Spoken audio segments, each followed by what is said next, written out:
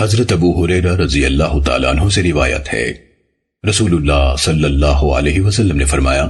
جب تم میں سے کوئی شخص وضو کرتا ہے اور وضو بھی خوب سنوار کر کرتا ہے،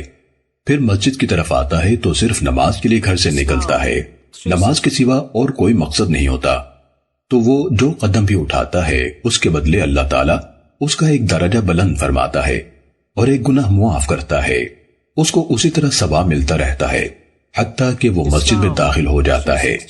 پھر جب وہ مسجد میں داخل ہو جاتا ہے تو جب تک وہ نماز کی وجہ سے رکا رہتا ہے ثواب کے لحاظ سے نماز ہی میں شمار ہوتا ہے۔ سننے ابن ماجہ حدیث نمبر 774۔ حضرت ابو ہریرہ رضی اللہ تعالیٰ عنہ سے روایت ہے، رسول اللہ صلی اللہ علیہ وسلم نے فرمایا، جب نماز کی اقامت ہو جائے تو نماز کے لیے دوڑ کر نہ آؤ، بلکہ معمول کے مطابق مناسب رفتار سے اطمینان سے چلتے ہوئے آؤ، پھر جتنی نماز جماعت کے ساتھ مل جائے پڑھ لو، اور جو چھوٹ جائے وہ بعد میں پوری کر لو۔ سننے ابن ماجہ حدیث نمبر 775۔ حضرت ابو سعید خدری رضی اللہ تعالیٰ عنہ سے روایت ہے، رسول اللہ صلی اللہ علیہ وسلم نے فرمایا، کیا میں تمہیں وہ عمل نہ بتاؤں جن سے اللہ تعالیٰ گناہ معاف کر دیتا ہے اور نیکیوں میں اضافہ فرما دیتا ہے؟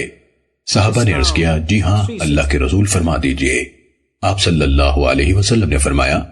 اس وقت وضو پورا سوار کر کرنا جب دل نہ چاہتا ہو، اور مسجدوں کی طرف زیادہ قدم اٹھانا، اور ایک نماز کے بعد دوسری نماز کا انتظار کرنا۔